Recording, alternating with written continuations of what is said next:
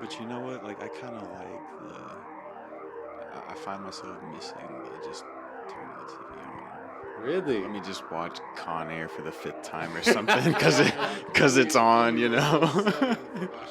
Right, fam? Like, Yeah, you know, I kind I of don't miss remember like the last time I used the so television like that, bro. I really think don't. think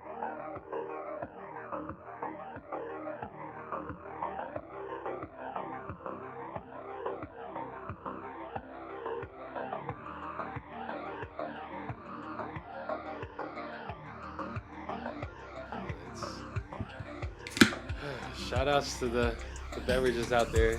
hey, we're Oh, back. you hear what I mean? What's up with that? Yeah, what's up with that, guys? Welcome back. Episode 49, I think. Almost to 50, so thanks for rocking with us. Guys, Jake, back with us once again. Nimbus as always. Yep. Let's just get a little recap of what everyone's doing lately, man. I know Jake's been busy with building up the production lately.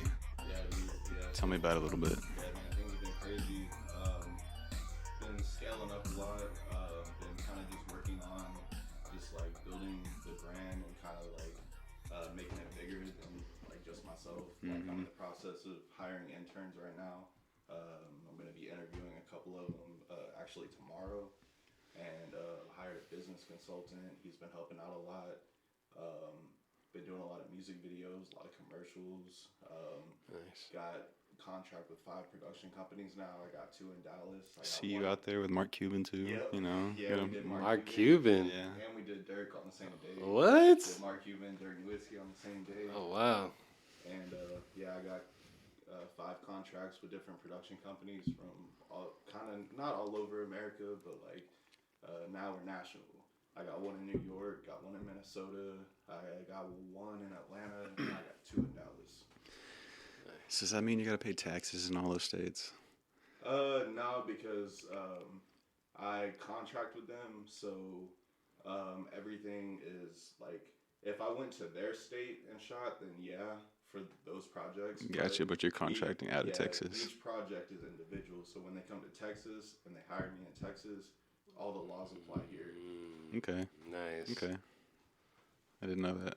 Nice. Yeah. That's cool. But if I went there, then yeah, I would have to pay based on the laws of that state. That's awesome. I believe, I think so. No, man, when you hit me up the other day, I was just glad to hear that you were still building everything up, you know? Yeah, dude, absolutely. Yeah. And so what's the whole, like, hiring the intern process going to be like for you? Like, what are you looking for in an intern? Right now, I'm looking for just an extra hand editing, and I'm also looking for a lead generator, so somebody that can send out emails, cold call a little bit. But I'm gonna be the one closing, so they're basically just gonna kind of like reach out to them, see what they need, and then when it's time for the Zoom meeting, they're gonna pass it over to me, and I'm gonna take care of the meeting. And Yeah. So, That's how we do it at work, too. I kind of send out numbers and shit, and then I kick everything to the closer. yeah, So, no, that's Yeah. how it is though. But we all need like an extra set of hands, man, and it'll give them a little more experience. It'll help them get their feet wet, kind of in the industry. And a lot of people nowadays are wanting to do their own thing.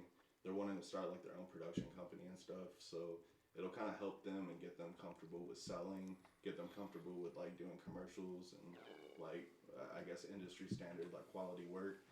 And but we're always looking for interns, always looking for extra. Yeah, so if y'all know anybody, holler at us. Yeah, and we can give you college credit. If you're a student, I can give you college credit on your Nice. for some of your classes as well. Official. Yeah, and it only requires 2 hours a day, 10 hours a week. So That's pretty solid, man.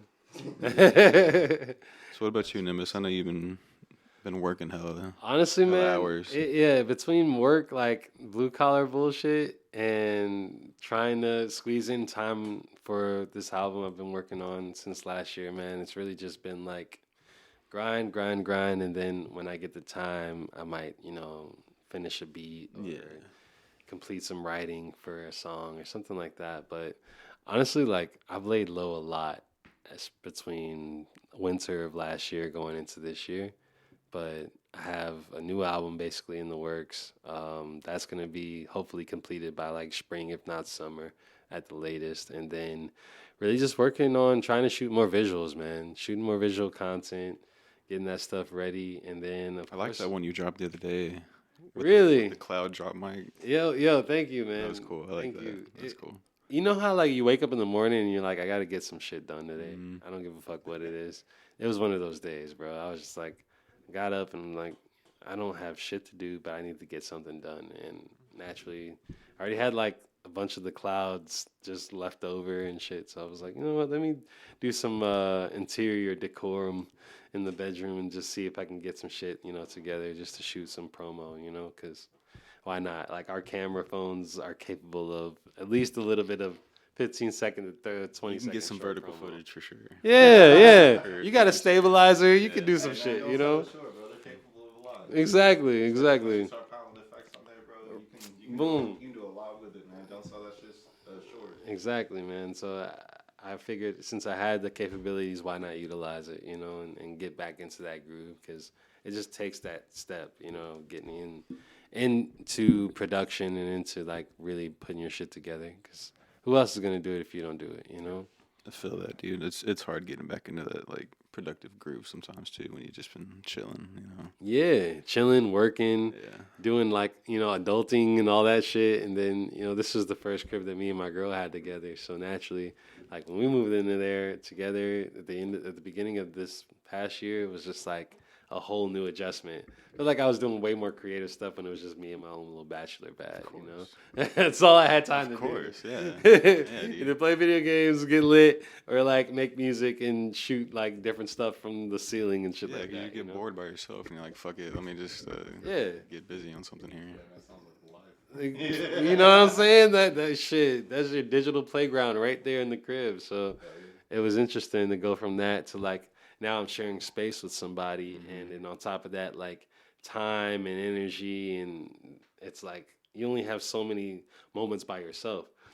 There was this survey that came out not too long ago that say men actually spend a lot more time in the bathroom just to get more time to themselves when they live with their spouse versus when they don't live with their spouse. And I get it. But yeah, man, I knew I needed to just start pushing more, bro, and really like not giving myself excuses. It's 'cause you know just to what get shit done. you know where you're like what it feels like to be there, so you know when you're not there. Oh yeah, You for know, sure. Like, I definitely know when I'm not being productive. Oh yeah. You can feel it. You're just like, And you know your capabilities, bro. Like let's be honest with each other. Like we all know our capabilities at this table, what we can produce, what we can do. And it's like when you're not doing that for a certain period of time, your body feels it. It's just like not going to the gym. Yep. You know what I mean? Like you can feel the difference in your strength levels and just in your overall stamina and shit. And like right now I'm weak as fuck in comparison to dude, how I was last year. even the podcast, like this is a muscle you gotta flex, like in a workout, and like it. I haven't done this in like 2 months now. Jeez. So this is the longest time I've gone since we started the podcast that I haven't done one. Yeah. What does that feel like? It feels a little like stumbly. Yeah. But I don't know. I'll probably listen back to it and think it sounds fine, but it feels like it's a little stumbly from my end. But Nah, I understand. I don't know. That's with anything, bro. It's like pedaling that bike, and you done take a fucking 2-month hiatus off of the shit. Then you get back on it. It's a little wobbly at first, but then you know what I'm saying. You start pedaling, and then get back into that motion. And I'm sure we all listen to podcasts throughout our weeks and our days. Like I'm kind of like a every other day listener when it comes to pods. You know what I'm saying? So I'll listen to like what a lot of other people are talking about. And I'll have my own input and be like, damn. I wish we could bring this up on the pod, you know what I'm saying? But it's all about timing and then just getting everything in sync. But I've missed it personally, like just in general, just chopping it up, having these conversations, forgetting that the freaking camera's there. And No. you know what I'm saying? Just going off on I a definitely tangent. do like miss the like just the conversing part, because I feel like I don't talk much to anybody outside of like work and family, So I understand. Just like interesting conversations going on and shit. Well, I mean, like I guess, but I wouldn't say that, but it's definitely a different atmosphere when you're doing the podcast. So. Yeah, it is.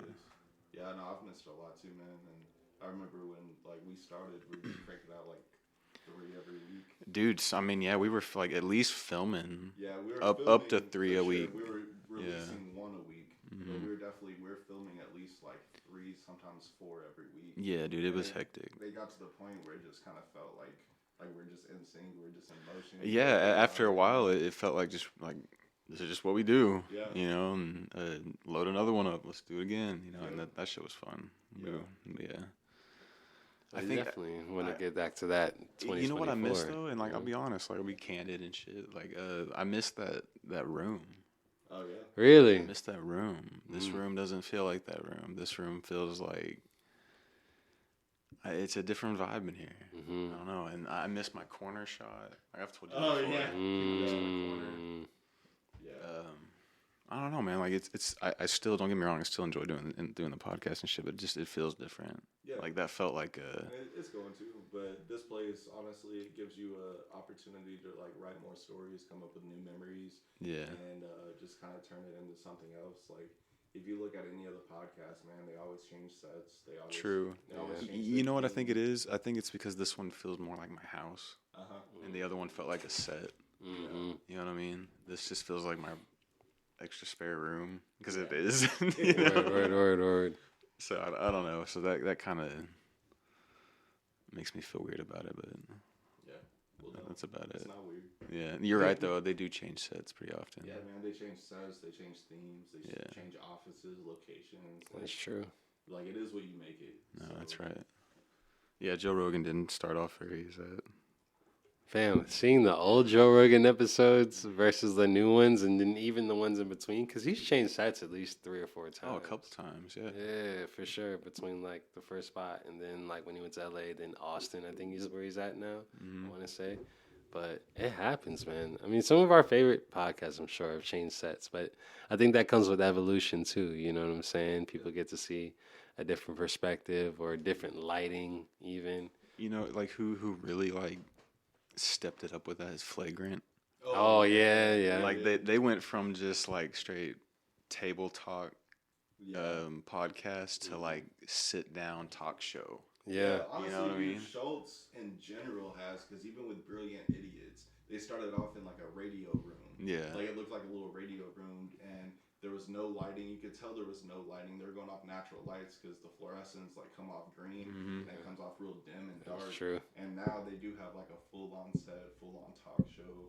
And it's just crazy because even with him and Charlemagne, man, like the production on Brilliant Idiots now is pretty incredible. Dude, so Rogan was one of the first guests they had when they had the new like Flagrant set, and he was like, "Why did you do this?" He's like, "This is so unnecessary." He's like, "You just blew up what a podcast is. Like, this is a talk show now." Dude, he was also really shit-faced. Like, you Yeah. can tell he was shit-faced. That was a good episode. That was a great episode. No, Flagrant's become one of my favorites. Like they get a lot of good people on there. They do, and they have a good mix. And Alex, one of the guys that's on there, he also is on Brilliant Idiots. They actually shoot Flagrant out of the same studio. Oh, do they? Okay. Yeah, and it's like the same production staff, like Taylor, Alex, all those people, and like it is. But the thing is, it's like the same studio, same set, same people, but completely different shows. Like Schultz has really kind of mastered being able to like kind of flip between Brilliant Idiots and Flagrant. He's kind of turned Flagrant into his baby. Yeah.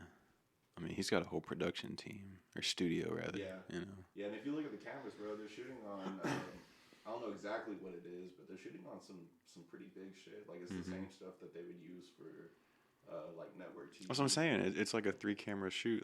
Yeah. You know, it's like a 3-camera sitcom rather. Yeah. Do y'all feel like YouTube has replaced network television? Yeah. In a sense. Like In a based off sense, of like yeah. how we get our media, how we get our news. Yeah. You know what I'm And saying? the fact with YouTube that when you go to a like quote unquote channel, you can pick what is coming on your time. Yeah. You don't have to flip channels and you don't have to go by the schedule of like broadcast. You can pick on your time what is going to be played. But you know what? Like I kind of like I find myself missing the just turning the TV on and Really? let me just watch Con Air for the 5th time or something because it's on, you know. Right, fam? Like, Yeah, you know, I kind I of don't miss. remember Like, the last time I used the television like that, bro. I really like, don't. think of it this way. So like, you can download like any song now, right? Right. But don't you just miss kind of just like Turning on MTV2 and whatever's on is on, you know, like it's Don't think about it. yeah, like or just going to like shuffle on your playlist, you know, like Yeah, I do. I do shuffle a lot. I'll be honest with you. That's probably the most like, random thing that I'll do in terms of ingestion of media. But like, I don't know, man. I can't remember the last time I used real TV and real cable to like look shit up and watch it. I really can't. And No, then YouTube is like my everyday. yeah, YouTube is definitely. I noticed it in myself because like when I sit down to like eat or something at lunch, I go to YouTube. I'm not going to like Hulu or Netflix. It's 98% of the time it's YouTube. Yeah, and even YouTube, like it's like the source of what we would call like real, true, like information. Like we used to look at the news and we used to look at broadcasts like they're telling us the truth. Now everybody looks at broadcasts like they're lying to us. Oh yeah, And then they go to the internet to find what's really going on. exactly. So it's kind of crazy how it like contrasts and it's kind of shifted between like the generations. That's so true. You have way more power in what you can actually receive in that regard versus the television. It's like, they choose that broadcast. They have it all written out already. Yeah, It's already staged. And it used to be like that with the newspaper. Like you would read the article in the newspaper, and then you go to TV to hear people talk about it to see what's really going on. Yeah. Now you watch a news or like a televised news show, and then you go to the internet and like watch a podcast to see what's really going on. Exactly. And, like, to get an average person's opinion on it. It's really crazy. Is it weird how like, I don't know how y'all feel about it, but like the reaction news to the news itself, like there's a lot more reaction videos are wild, I love dude. reaction videos, bro. DJ Ghost. Ghost got figured out, bro. I've been on Ghost for like months. Yo, He's just a reaction channel. Dude, he is the best reaction channel. I don't even know. He's it. out I of gotta Cali- check it out. He's out of Cali, but he lives in Vegas now. And when he first started doing it, he was homeless and he was doing reaction videos in his car. Oh, and wow. now he's got like a whole setup in his room.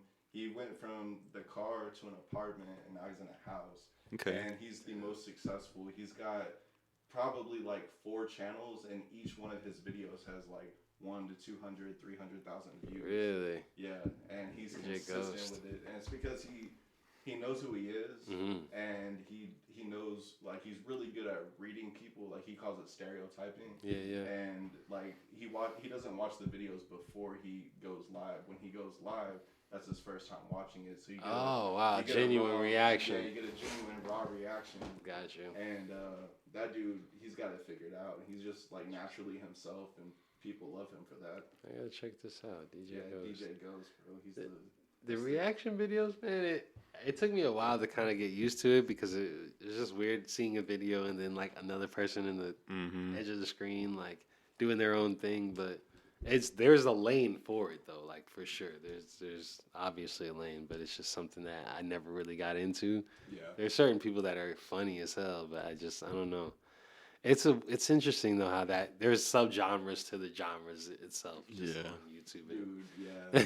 And technically, like when you watch a reaction video, it's like watching 2 videos at once. Like you press into one.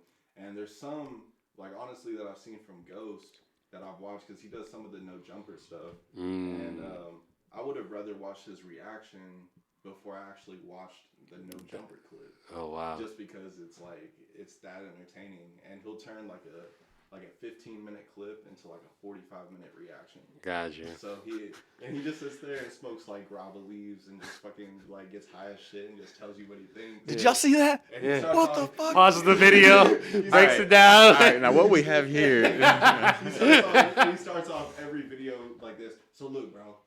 Like every fucking video. So look, bro. That's good. He gets right into it. That's good. He's got like a so look, bro chain and shit. No. Yeah. He's got a whole chain, bro. He's branded so look, bro. So look, Oh, bro, he's wow. probably got that shit trademarked. Probably. You know. Good lord. Yeah. All right, so I got some questions, guys. Just some shit that I've written down over the couple past months, I guess it's been. What's your like just favorite new artist you're listening to right now? I wouldn't call him new, but he's definitely like kind of on the radar, off the radar. Kenny Mason. Okay. Kenny Mason, he has songs with JID, Right. a couple other groups, but he's a really dope artist, man. Like I've been fucking with him. He put out an album, I want to say last year, like November, called Seven. I want to say, or no, it's called Six, and it's pretty fire. Like he mixes a lot of different stuff. He also works with Paris, Texas. I don't know if you guys have listened to them or heard of them before. Yeah, Paris, Texas is like a duo, but they got some dope shit out there. I've also been checking out Danny Brown's new shit recently. bro? Yeah, he dropped the album recently. It was really fire, bro. Like, and even his podcast is pretty His fucking. podcast is tight. Yeah, I've yeah. never honestly checked out his music though. Yeah, really, Yeah. dude. Steve-O went on his podcast. Yeah. He was like, "What do you do?" Yeah. And he got roasted in like the comments. He's like, "How you gonna come on someone's podcast and not even know what they do?" Yeah, Like, nah, No, for fam. real. you know. It was really weird. There was reaction clips to that shit. That's what I'm saying. Like, yeah. Because it was a big thing. Like he came on there not knowing like if Danny Brown rapped. He also isn't big into video games and shit. So Yeah. kind of shitting on that, and Danny He Brown shit on video games hard and that. Yeah, Danny Brown was like, bro, you know I'm a gamer too, right? Like, Mhm. and it kind of looked crazy, but yeah, I would say Kenny Mason's probably the artist I've listened to the most recently. That I was just like, okay, this could somebody pay attention to. You know, it's pretty dope. I'm gonna have to check it out because I've honestly never checked this shit out. I'll send you some shit. Yeah. I'll definitely send you some. What about you, though, Jake? Lately though, man, I haven't really been looking into like new music as far as an artist as an individual. But Cole Bennett's new visual album that's out is really fucking dope. Yellow? Yeah. Yeah, I've been checking that out, dude. That shit is so fucking He's been sick. slowly And dropping the everything out. production value, and he produced all the music himself. Dude, yeah. So he picked the artist. I He didn't did know some DJ Khaled shit, bro. Dude, he produced everything. Yeah, and he Really? already had Yeah. in mind who was gonna get on each track, who was gonna have each verse. Like he produced everything, bro. He made the instruments, or like picked the instrument selection, like all that, kind of like what he does with his director shit in the videos. Yeah. He brought that to music. Yeah, from music to video, he did everything. Wow. Yeah, that shit's sick. And a lot of the other artists I listen to, man, have just been people I've been shooting videos for. Like we Right. got a lot of dope talent in Dallas. Fucking Fat Corey, Tato, Peso from the Oaks, my homie AJ. AJ's got some shit. He's got that Dumber and Dumber. That shit goes hard. It's not out yet, but he's been performing it at the club, and that shit gets a like good reaction every single time. Yeah, That's cool. That's how you know is the crowd reaction. yeah, and the homeboy Playboy Guwap, him and AJ actually just fucking did a feature with Beto, and Beto's like really popping in Dallas right now. Mm-hmm. So that shit's pretty tight. I filmed their little like BTS like studio session and shit. So most of the artists I've been listening to are like right here. Nice. Keeping it local. Yeah. No, Peso really got some shit. AJ got some shit. Like, there's a lot of talent down here right now. Yeah, no, that's true. There's a lot of just people that are like not really known. You know, it's so crazy, like the amount of people that like don't make it. Like I always like think like I don't want to be like that. So there's like this fine line you ride, right? Of like, am I that old dude who's just like not giving it up? And then like you have that other part that's like, nah, I'm fucking good at this shit, you know? Yeah. And so it's like you're riding that fine line of like, am I that old dude? I guess, you know. It's always like a weird dance, and I always feel like that sometimes. But like, Do you feel it more when you go outside though, and like see the younger crowd that's also doing what you're doing? Like I was telling you, it's like I'm the old dude in the band now. Yeah. You know, our drummer's 19. I'm fucking about to be 33. Mm-hmm. So I feel like Damn, for real? yeah, in April. shit. So I feel like the old dude sometimes, and you know, they're all cool. They don't give a fuck. Yeah. You know? Right. But I feel my age sometimes where I'm like I was telling you, it's like midnight, and I'm like fucking falling asleep and shit, and they're just amped up. yeah, no, all gas, no brakes, you Yeah. know. But Now it can be like that, but at the same time, they need you just kind of like you need them. You need them to kind of get back in touch with why you started and kind of like the way, I guess, having that feeling of what it was Absolutely. like when you were younger. Absolutely. And they need you for the Yeah. wisdom and the experience, because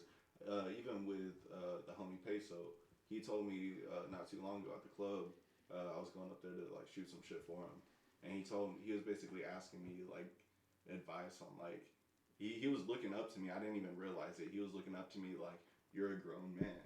I'm trying to figure out this grown man shit. He asked me about some advice with like him and like his girl and some shit. And he looked at me like I was an example for him. So that's what you can be to them. It's like an example for what they have to expect. No doubt. I just never want to be like that dude. Like, God, you know, the cliche of like, we're getting the band back together from high school. Dude, like, no, that's cute. I don't want to be that guy. Like, Yeah, you know, that's a mentality, bro. Nobody else I understand thinks what that. you know what I mean? You're the one that thinks that. You're doing it to yourself. I guess. Like, nobody else thinks that. like imposter syndrome, man. Like, Yeah, I'm not supposed to be Because here. when you're on the stage, everybody's just thinking, hey, this band is dope. I fuck with that. They're not looking at him like, oh, that motherfucker 30, they're 20. And half of the time, they don't even know how the fuck old you are anyways.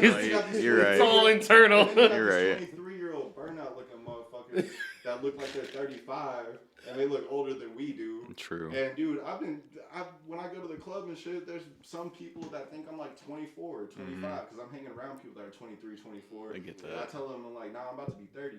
And they're like, no, really? And I was like, I could pass for 25 though, right? Fam. Like, Y'all got beards. Imagine how the fuck I'm 31 and motherfuckers still card me at the door every time because you know what I mean. And I feel it. Don't get me wrong. Internally, once that 11 o'clock mark hits and I'm outside, I'm just like, I could go home right now. And I could go home. You know what I mean? Like, dude, it hits me way more than before when I was 25 and I was just like, all right, party's just getting started at 11. And like, don't get me wrong. I can still hang. Yeah. You know, but I'm like the next day, I'm like, fuck. I'm so tired. I'm just like dead tired. I notoriously get cranky at the after hours now. Like, Yeah. I get cranky, bro. I've had fucking AJ and them come up to me and be like, bro, are you okay? Because we'll be at the club, and a lot of clubs now that we shoot at, they don't close till fucking 3. When we were growing up, it was 2. That shit was shut down at 2, and then at 3, everybody wants to sit out in the parking lot and fucking talk and shit for like an hour. But now it's, hey, the club shut down at 3. I've been there filming since like probably 10 or 11 o'clock at night. And then they're like, all right, bro, we about to go to the after hours. We're about to go we need some B-roll. We need some camera footage. Nope. And I'm like, what the fuck? And I'll pull up at the after hours. They're only like usually about 5-10 minutes from the club. Yeah. And I'll pull up to the after hours. We'll be there till 6 a.m. And I'll just be sitting there cranky. And they're like, Jake, are you good? You all right? I'm like, I'm fine, dude. I'm just fucking drunk and tired. Word. Nah, like, for real. Like, trust me, it has nothing to do with how I feel about y'all. It's just, I'm tired. I hit my wall. It's time for me to go to bed. Yeah, exactly. Wall has been hit. Yeah, for real. I understand, man. Yeah, I get cranky now. All right. Getting old.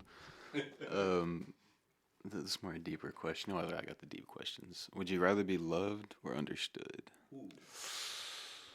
Dang. Love by who? It's a general question. Yeah, just a general. I don't. That's all I have is that one line. Probably want to. All right, I'll just because that's a very deep question. Yeah. I would say understood because like my dog could love me, you know what I'm saying, but my family understands me. Yeah, I kind of feel And my the same girl way. understands me. My girl could love me and not understand me at all, Mm-hmm. but I know she still loves me, right? But when it comes to like someone truly understanding you, they can break down what you're already feeling, what you're already dealing with, how you actually like push that shit out and say, yo, this is the type of thoughts that are going on in my mind. But when they understand it, it feels different. Like it's like, like they can relate or even just truly get it versus just like, oh yeah, I love you. Like, you know what I mean? That's it's like, all right, cool, but do you get it though? No. What the fuck are you talking about? I think I feel the same way, man. I think I'd rather be understood. Yeah. You know, like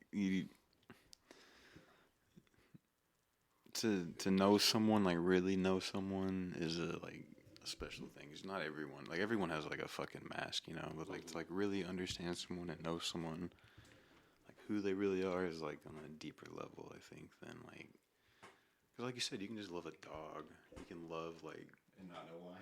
Yeah. You know, like Or it'll be about the little things, but you still don't understand why the fuck they do the things they do. I love candy.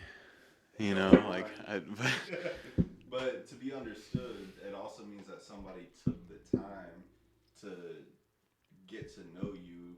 Does that mean that they because they took the time to understand you. They definitely feed off each other. Yeah. I think you can't have one without the other. That's true. You know. Yeah. Yeah, because you have to have an interest in order to understand something or someone. Yeah, because like Damn, the that's biggest real. thing is like usually when people don't give a fuck about something, they don't invest any time into it. So if they invested the time and the energy to understand you and learn about you, does that mean they love you? There's a certain level of interest there. Yeah. For sure. For sure. Dang. Oh, that's real. Okay. I like that. Yeah. That's a good question. That was a really good question. I fuck with that though. Or I agree with y'all. I'd rather be understood. Because at the end of the day, understanding is respect. So I'd rather have somebody respect me and not necessarily like me versus them like me and not have any respect. Mm-hmm. Yeah. Because you gotta know somebody to respect them. Exactly, Truly. Yeah. Yeah. I agree with that. All right, so let's talk bands that get hate for no reason. Like Nickelback. They're probably like the biggest one. Right? Yeah. It kind of has to do with like the marketing and the target audience though. Mm-hmm. And they usually are more mainstream, like pop driven, because usually the people in those genres that are more not necessarily independent, but they're, I guess, more approachable, more real, more raw. Those are the ones that the crowds tend to fuck with, and the ones that are being pushed by these labels to where you don't know who these people really are, Mm-hmm. and you don't get a glimpse like backstage or like into their life. Like you kind of, I don't know, you just kind of like seem to hate on those bands or hate on those people just because you don't know who they are. Right. That's true. You just see an image, and product. You hate on that image. Yeah. I agree. I feel like that with a lot of rappers too. I feel like a lot of them, especially lately, have been more product driven versus like, you know, this person or you've seen their story and seen their come up and seen their triumphants. It's like motherfuckers just get on and are already triumphant. Yeah, nobody has a come up. Yeah. And it's like, who are you? Like, I don't know you. I just see you with a big stack of money, and you're just shaking your ass or just flossing. Yeah, bro. I can't respect the industry plants. I'm sorry. I don't. My brain doesn't gear towards them because it's like I have no idea who you are. So, like, what do you think about like Kat saying that Kevin Hart's an industry plant? Ooh, like, that's a good one. That's a good question. Because like, is he wrong? When he broke it down, That's what I'm I saying. actually understood it a lot more. Yeah. For sure, because like I remember Soul Plane, and then it going from Soul Plane to He's Everywhere. Yeah. And it's just like, okay. Well, and the thing is, like, a lot of comics will be like, he didn't have, like, you know, like, you hear, like, comic stories of, like, oh, I started in the fucking trenches, like, the Laugh Factory. Laugh Factory. For years. Yeah. And then they got on. I have that story. He just, and showed up and was like, I'm Kevin Hart. Mm-hmm. And most of those clubs have footage. So they have footage of these comedians from, like, way back before they even, like, wore makeup and shit. Yeah. Or, like, got their hairline fixed and their teeth fixed and all that kind of shit. And it did kind of seem like he sprouted up. And Kat is somebody that you can't really take lightly because he's been around for so long. Like, he's got 20 plus years in the game. He's been around since, like, late 80s, early 90s. So, like... And a lot of these dudes frequent the same places, too. So you already know. It's a small circle. Yeah. It's a small circle. And they all got beef just like rappers got beef. Yep. Like, they're all, like, some of them from the hood. Some of them, like, got backgrounds, like, sketchy-ass backgrounds and shit. So you can't really... Like, I feel like there's a lot of truth to, like, what he's saying. But the thing is about getting on is somebody has to put you on and getting advances, getting opportunities. And nobody's going to know why Kevin Hart got these opportunities. Nobody's going to know how he got them. But at the end of the day, he got them. Right. And he popped out of nowhere, and now he's Kevin Hart. And he had a run, too. In the last 5 years, like, he's really kind of developed into, like, a superstar. Yeah. So, however he did it, we'll never know. But he did it. Yeah. No, it's true, man. If you know, you know. It's just interesting to see it because it's like, you don't really see too many people come out as the quote unquote anti-hero or whatever to like dispel all our, you know, whereabouts or wherewithal with when it comes to these people in these different levels and positions. But I think Kat, we were talking about earlier. I feel like he really shook the fucking internet up, He's a little man. peek Like, behind the curtain. yeah, bro, for real, bro. Like you said, he's been in the game for 20 plus years Hey, now. And it's a small circle. You would know everything about everybody, man. Oh, yeah. Because even just think about it locally with our circle, like the people that do what we do or similar to what we do, we all kind of know each other. Mm-hmm. So imagine if it was just on a bigger scale with cameras and production. Right. You see what they do on camera, and then you hang out with them off camera. Mm-hmm. So like, there's no way to really prove his claims unless there's some kind of like background video or audio. Mm-hmm. But I think that what he's saying, I don't think you should take it with a grain of salt. I think what he's saying, I think there is a lot of like fact in that. Yeah. But there's no way to prove it. I don't know. Ludacris and them been real quiet. Yeah, bro, he spilled it all, bro. And there's a reason why that shit got 40 million views in like 4 days. Yeah. Like that shit was doing 10 mil a day, It was bro. insane. But I also think it has to do with timing too. Because like you said, and we all agreed, YouTube is our main kind of like resource for media, right? Mm-hmm. So everybody's kind of feeding off the same stories somewhat within that space. And I think timing wise, there was no better time than that moment where like nothing else was really going on in the media space. That one interview dropped, and then everybody started talking about it. You know what I'm saying? Now, like, cause Shannon Sharp just released another episode, bro. That episode that he just released got, I think, like 1.4 million views in 1 day. Mm-hmm. And I forgot. Do you know who it was?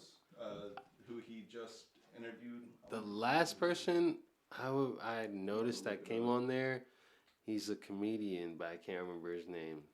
Yeah, But I'm sure there was an episode prior to that. Oh no, it was 21 Savage. 21, yeah. Yeah, he just came out. That 1 day ago, it's at 1.4 million. Mm. And I feel like a lot of it, like I think Cat kind of like advanced his algorithm a little bit. 1,000%. Yeah. 1,000%, bro. It's 21 Savage, but at the same time, bro, 1.4 million a day. Yo. That's like Yeah. music video shit. Okay, so also think about anytime you open up YouTube, it usually automates and just plays something, right? So that counts as a view. Yeah. If you just subscribe to them, one of the first things that's going to pop up when you log back into YouTube is going to be the newest video from the latest person you just subscribed to. Yeah. That's a view. So if he just got all those subscribers, Yeah. the next time they go in, They're automatically going to see they're automatically going to see it. Yeah. So, I mean, that's not, to me, it's not genuine views. Like, and like, maybe like half of them are real. Like, people like, oh, let's see what Savage got to say, you know, but. Yeah. That's how I feel about music, though. True. There aren't, like, Spotify streams, a lot of those streams aren't genuine, bro, because it plays based off of what, especially when you finish listening to one album, jumps into the next album, it's all based off of the artist.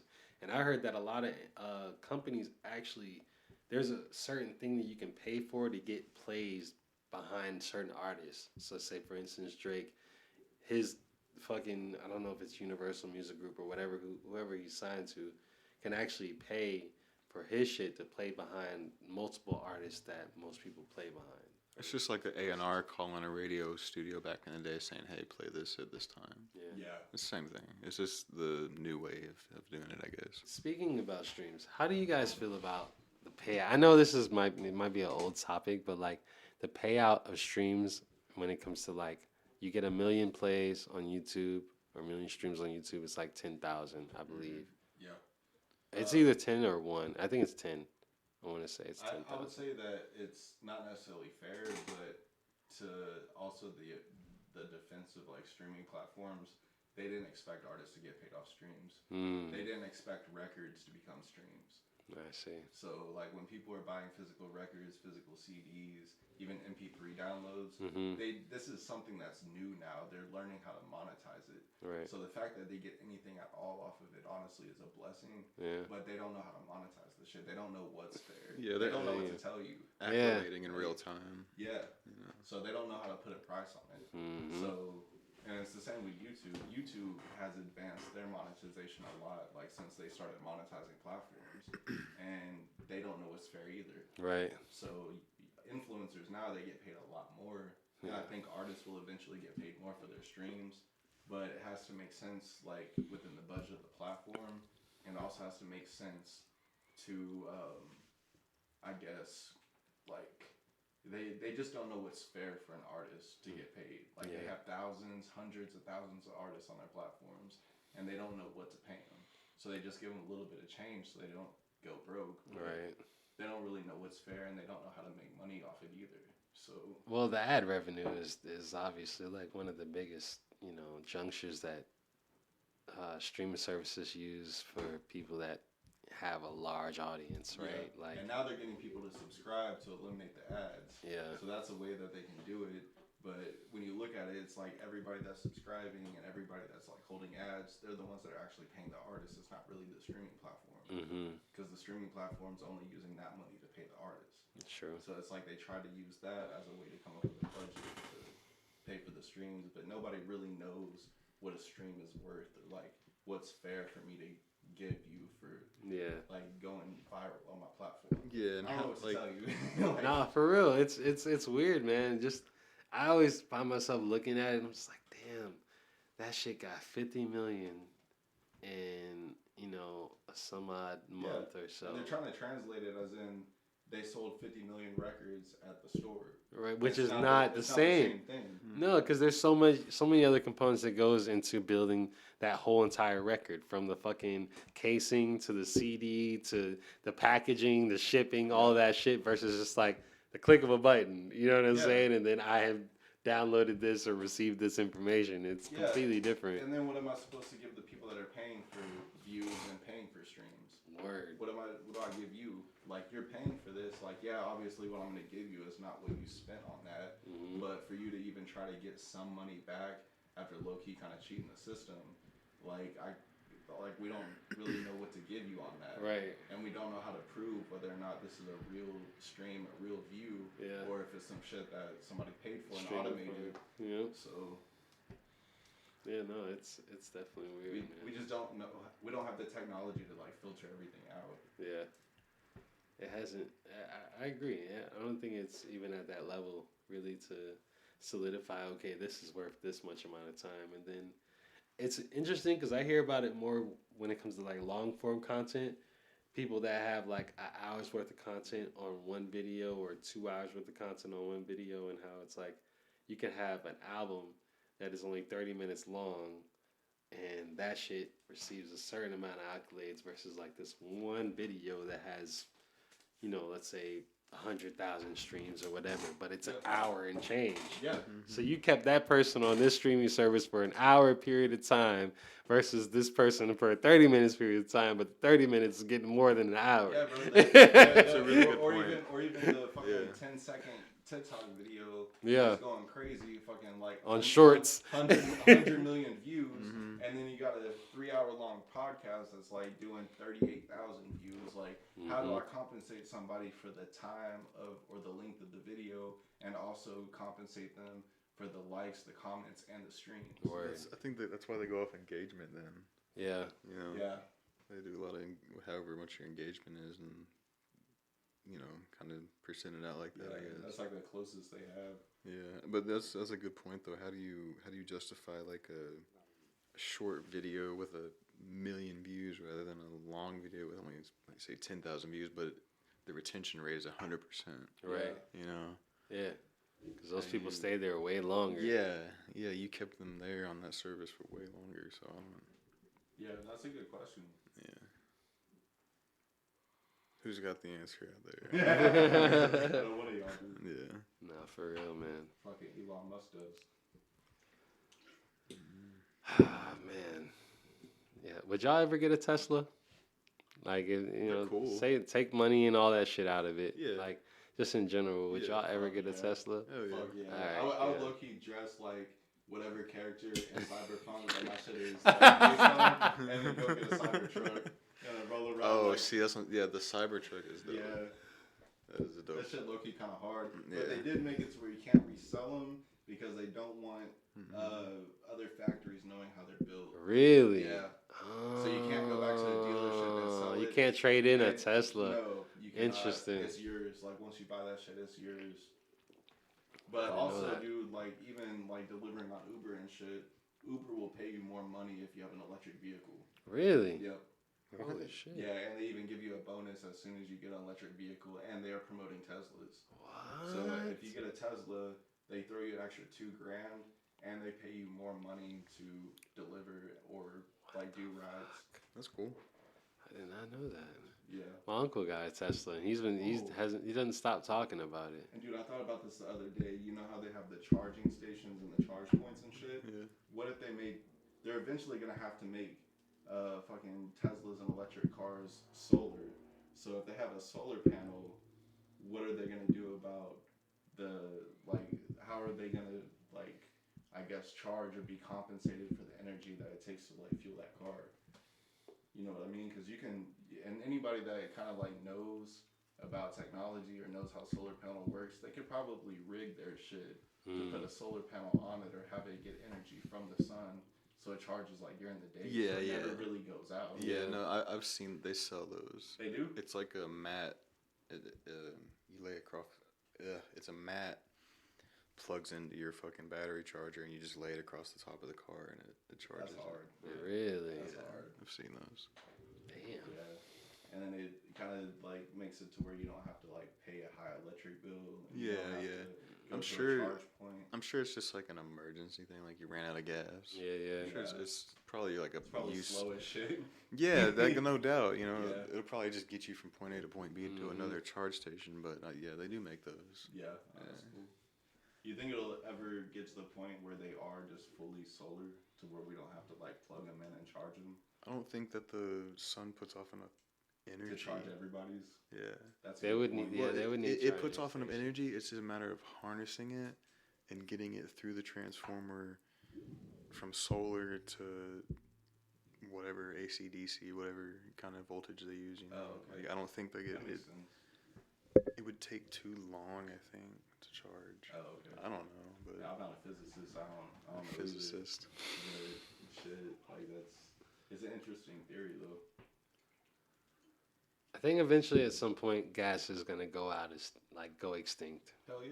Oil and all that shit for gas cars. Think so? Bro. I think eventually it will.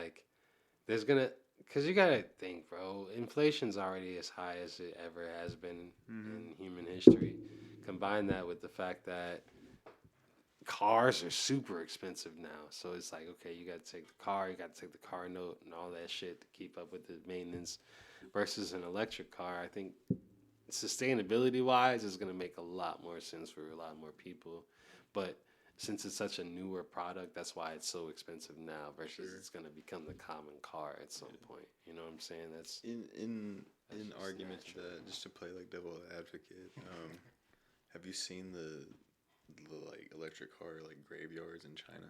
No. Dude, they have because the thing is those batteries, they build those cars around the battery, and once the battery goes out, the car's fucking useless. yeah, yeah.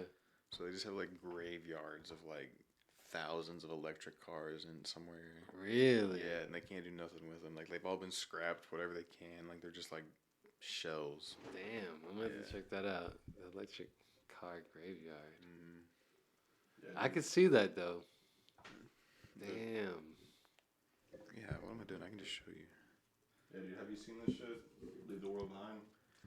Okay, let's. Oh Hey! my god. Speaking of Tesla graveyards. Let me get my fucking 2 hours back first off. That was such a fucking bullshit They didn't get movie. it out of me. Nah, dude. Such a bullshit movie, dude. And you're like, I don't know who to trust in this house. No, so the end of it, it ends with this little girl just watching Friends, and I'm like, motherfucker, Yeah, you don't even trying to watch Friends the whole damn time, bro. fuck that movie. fuck that little girl. Fuck them kids. I'm trying to. Pop it in. No, I'm trying to just figure out what the fuck happened. I want answers, damn it. I want to know The open ending. completely. Dude, the acting's great, cinematography is great. As far as everything's covered, it's a great film. You can't knock it. It's a great film, and even the opening ending is fucking genius. I was pissed too, but that part, the reason why I brought it up was because you're talking about the Tesla graveyard, and when they're on the highway, and Yeah. the Teslas are driving Just keep themselves driving and and smashing into each other. They're and blocking all the roads so Yeah, people can't get man, in and out. What's up? No, I don't know where it's at. It's right there. Oh, it's right there. Underneath the table. You want to get it? Yeah, man, and they played off a lot of social issues as well. Mm-hmm. They made the two families like white and black, and then they both didn't trust each other, and then they brought up like points of race and points of like equality. No, I and mean, shit. I guess it was good in that aspect. I hated like a unresolved like story Yeah. where it's dude, just like nobody left likes open and like it just cut to black. Like fuck you, like Have you seen it? Yeah, I saw Yeah. it. What'd you I think? saw it, and I feel like I agree with Nick 1,000%. It was like super open ended, and they led up with so many good factors just to they could have built off chop so us off a much, dude. cliff. You know what I'm Yeah. saying? And I'm just like, Yeah. damn. Yeah. You know, because I could see, all right, with the fall of society, in my opinion, is definitely going to be electrical based to where everything's fucked that we need to utilize that requires Wi-Fi. But the way that they were doing it, and then just to focus on, you know, these two different families that are obviously from two different places, it just built up so much good shit for it to just, all right, you know, this is it. And I think honestly, a lot of that is based off the writer's strike. I was bro. just about to say, like, I think The a lot writer's of strike that, impacted a lot of the shit that we induced. a lot of that is like writers, and I feel like they're being pressured to, hey, I need this by this date, Yeah, you know, and fuck your ending. yeah, Yeah, word. so they're like, fuck it, let me just wrap this up real quick, and here you go, Yeah. you know, If yeah. y'all want to reboot it later, cool. If not, well, we got. That's what you know that I'm felt saying? like. It felt like just someone was like, fuck this, I'm done. Yeah. Because it did Peace, kind of you seem know? like, because the whole film is a build-up. Yeah. So, like, it was building up the whole time. We're learning more information about each family like, the whole time. And we're also gathering more information about the world.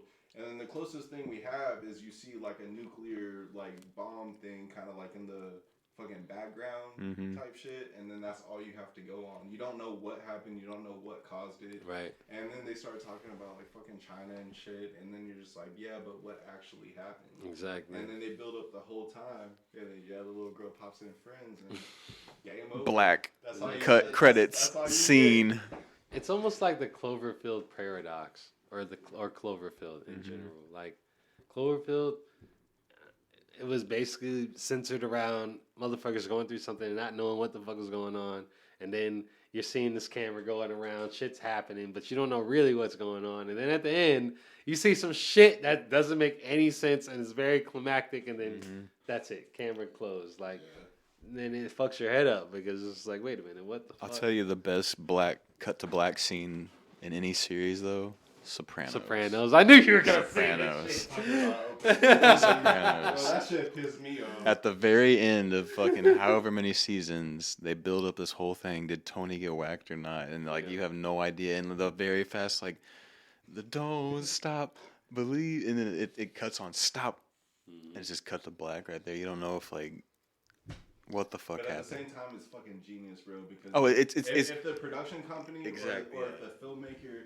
made you feel something, they did their job. Yeah. Yeah. Even whether it's love, hate, or whether you like it or you don't like it, I did my job if I fucking made you feel something. Exactly. So if Tony Soprano if you saw him get shot right there, like I don't think it would have, like the ending would have just been kind of like, Yeah. saw that coming, yeah, you know. But like since it just goes straight to black like that, you're just like, well, maybe it was this guy, maybe this guy did it, or maybe they didn't do it at all, or maybe it's just like, you know, it leaves you with that feeling, like you're saying, you know. 1,000%. That's my favorite cut to black though. yeah, that was a good one. Yeah, it's definitely one of the most iconic ones for sure. 1,000%. People still talk about it to this day. Literally. Fucking Sopranos, man. Yeah, Sopranos is great. yeah. No, even Bird Box, like Bird Box, kind of was like that too. Did that one have a cut to? It didn't have a cut to black, but it had an open ending. Like you didn't really understand what happened at the end or towards the end. That's how Lost was too. Lost got fucked up after Yeah. like the third or fourth season. Lost They was just started so freestyling, bro. Yeah, Like, you once could the tell. motherfuckers started time traveling and shit, and going you down know, in the hatch. yeah, old boy had to Yeah. go to the hatch and reset the timer and all that bullshit. Then it was just like, then I don't know, man. I fucked with Lost in the beginning. It Oh, I was did like too. a family show. We had it Yeah. on the DVR. Talk about sitting down every day watching something. What, after Yeah. dinner? At the same time. Yeah, that Word. Thursdays at 7, I think That it was a was. good callback. Yeah. Yep, that was a That's very Sunday good morning was callback. prime time. Exactly, bro. That was it. Like, fuck that the first season, the second season, Lost was incredible, man. The fucking black smoke that was going through the island and Yeah. shit, and fucking motherfuckers up. This shit was crazy. Fucking polar bear on the island. That and it's like it didn't. It started just freestyling. I'm telling you. Then once they started time traveling, that's when I was like, all right. John Locke was that dude, though. I ain't gonna front. Yeah. He was one of the coldest cripples I ever seen in my life. Right. Yeah. Got there and could walk again. That motherfucker went from crippled to killer, like in one season. He was just a badass motherfucker, boy. John Locke. Shout outs to you if you Shout still out out to there. Yeah, man. No, it's different though. Like when it comes to media, television, you know, what we watch, I think I've noticed it probably within the last year that it's definitely so much more dedicated to the writers than anything ever. Because we always have studios and shit, but when the writers go on strike, then you can't really shoot or do anything. No, nobody can do their job, bro. You can always hire a new actor. You can always get a new cinematographer. You can always get a new gaffer. Writers having that creative mind, especially for the type of story that you're trying to portray, like that shit is only like 1 in a million or like one of a kind. Like you can only get obviously they're a team. It's not like one person, but that team collabing, you're not gonna be able to find minds to produce something like that anywhere else. Yeah. I always think about how hard it must be to be a writer. Just constantly. Dude, why do you think they're all fucking like alcoholics and have really shitty lives and I mean, man, you kill just. themselves? They always talk about like I always hear about like being an SNL writer is like one of the most stressful fucking jobs and like people talk about how fucking like toxic that shit is to be an SNL writer. Pressure, man. The pressure, yeah. And if somebody is expecting you to pop up with something new that's gonna make me laugh my fucking ass off more than I did last week, this week. Yeah. Like every week I have to go harder. That's why when I hear people they're like, "Oh, SNL sucks," I'm like, "Man, you have no fucking idea." Like, if you get a little chuckle out of somebody, like you did your job. Like, dude, if you come up with nothing, you're fired. Yeah. Like straight up, they will get rid of you. Like if you come up with nothing that week, or you have an off week, or going at it with baby mama, and like you can't come up with nothing, like you're done. Yeah, no, that's real. The stresses of that job is incredible, man. Yeah. And it's almost like just to translate it to music, just the job of an engineer. Like that dude that has to mix all that sound together, but then might get last in on the credits or might not even get mentioned on the credits. Or but even talked about. Exactly. Yeah. Like nobody knows that person, but they really were the hand that made this whole entire experience come to fruition. Yeah, you know the producer, you know the artist, but you don't know the guy that laid the effects, came up with the vocal chains, came up with the fucking the gain staging. Exactly. Like you don't know who that is. And then don't let them have to do multiple people or multiple acts within the same session. Yeah. That shit takes mad work, bro. Like I always think about posse cuts and how like different artists have different tones of voice or like just different amplification, and you got that one guy in the studio that has to like change the effects on their voice versus the other person's voice and another person's voice, and then it's like a 7 to 8 to 10 hour block session of just recording and hearing the same shit over and over again. Oh my god. And you would have to have vocal chains for different ranges. So if somebody has a high voice versus a low voice or a mid-range voice, you would have to know in your fucking effect library or your browser which vocal chain is going to complement their voice and shit. Exactly. Like that's got to be really difficult. Yeah. And just know off top. Like, and then hope you get credit for it. Yeah. At the end of that shit. Right. don't even get a thank you. Fam. Even a percentage of that motherfucker. It's just like, oh god, man. That's what makes a good producer, though. I mean, those guys that'll give you that input to help whatever helps the song, you know. Yeah.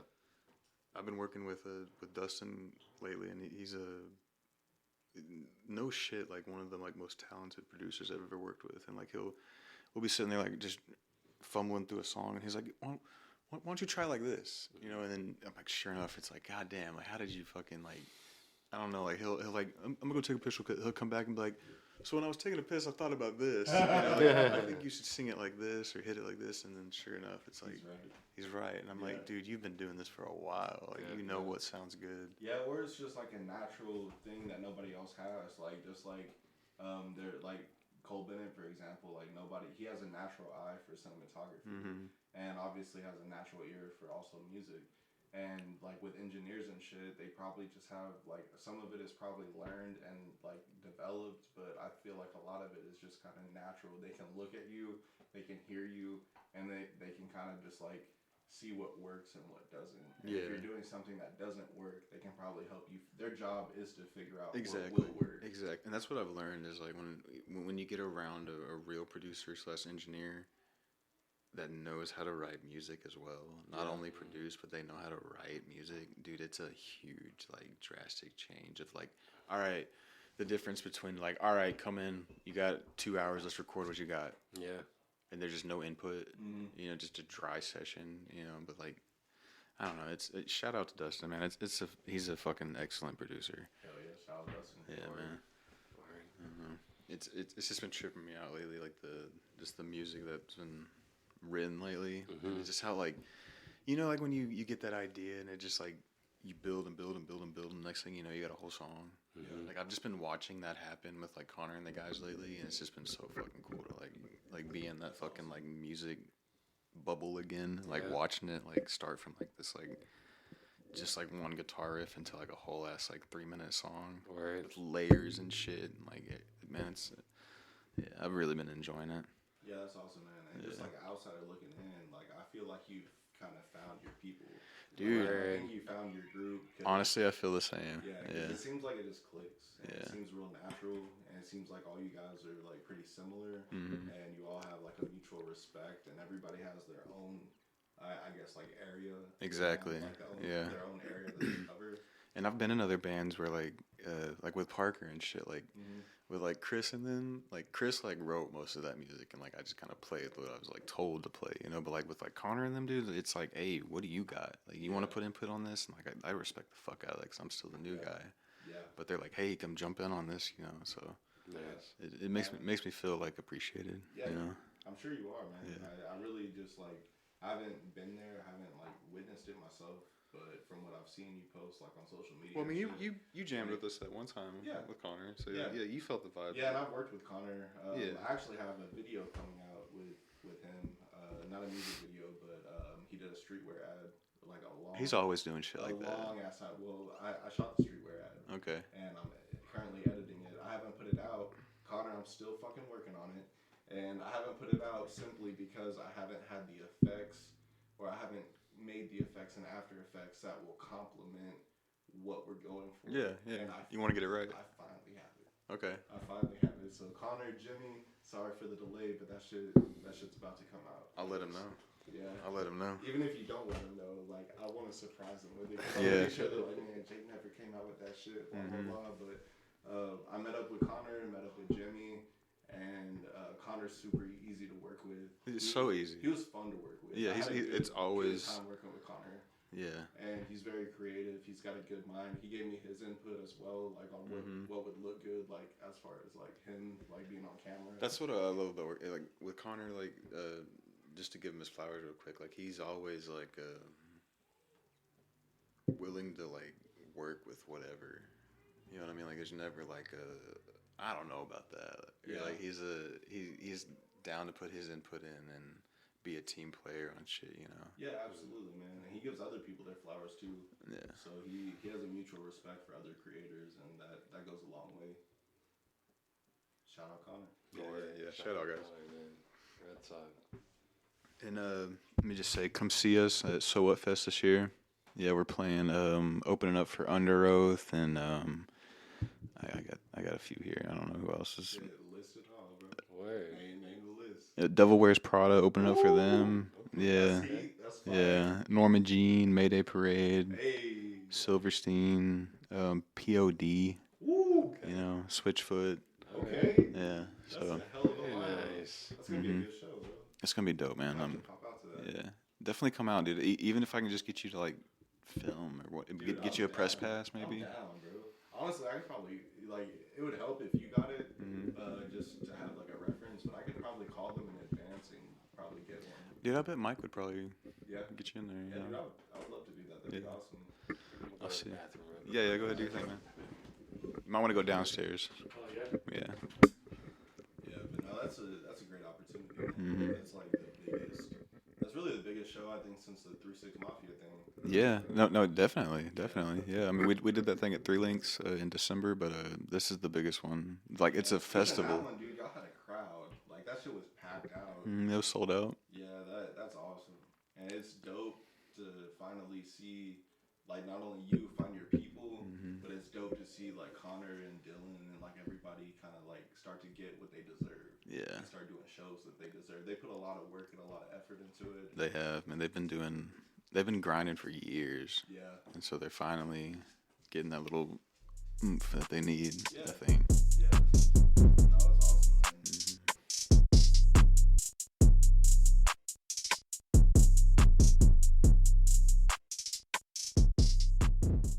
Editing's been such a bitch, dude. Like, Dude, it's always a bitch. My God. It never gets easy. never, dude. There's always like something wrong. Always. Always a problem. Yeah. Like it's never like just a upload and And it's Oh, no, constantly- no. tweak and then No. export. No, it's always like I gotta like chop this up, layer this audio, fucking bring this, like, dude. And it's constantly patching. Like nothing is perfect, and it's your job to make it as polished and perfect as it can be. And you have to throw clips, throw little audio things, or like little sound bites. You gotta throw filters, EQ. Like you gotta make the shit that's not perfect come off as it is perfect. And people just think you hit record and you upload. Yeah. Nah, there's so much more to it, bro. Yeah. In post, I think post production is harder than just regular, just on set production, bro. Because you 100%. really got to do a lot of cleanup, 100%. especially. That's where the hours come in. Yeah, 1,000%. You put it perfectly one time. You were like, I gotta build the puzzle without knowing what it looks like. Yeah. Damn. I've got all the pieces, That's but I real. don't know what it looks you like. got the pieces, but you don't have that picture. Yeah. You don't know what the picture The final is. picture on Yeah. the box looks like versus. Damn. So there's no reference. So you're just like, okay, well. And you got 1,000 pieces. Yo. You trying to find all the corners to that motherfucker. You're just playing Tetris all Yeah. day. You get your corners first, you know. Yep. Get your little title shots first or whatever. That's so real. Wow. Facts. That's very real, man. Wow. But yeah, so I guess with all that being said, we're gonna keep doing this, you know, get the repetition going again, and Yeah, build it man. back up. So yeah, It feels good to be back, though, honestly. Like, I was texting you the other day, and I was literally just at work, bro. I'm like, when we going to get back on this horse, man? Because, you know, our creative things break up the monotony of our everyday life. exactly. And we need that shit. Regardless of what's going on in our lives, bro, we gotta have certain things that come into play that kind of just breaks up that everyday, I gotta do this, I gotta do that, I gotta do this. So, this shit is one of those things in my life that I really miss doing, and that I think I truly need. I think we all truly need it, because it's another outlet for our brains, you know? Something to look forward to. Oh, yeah, for sure. Just a little thing, we'll get together, you know. It's a side mission in GTA. Side Definitely side mission. Yeah. Well, thanks for coming through, guys. You know, Of course. I feel like I got the old team back. So. The boys are back in town. All right, guys. Well, y'all know the drill. Y'all be you. We're gonna be us. Later. Peace.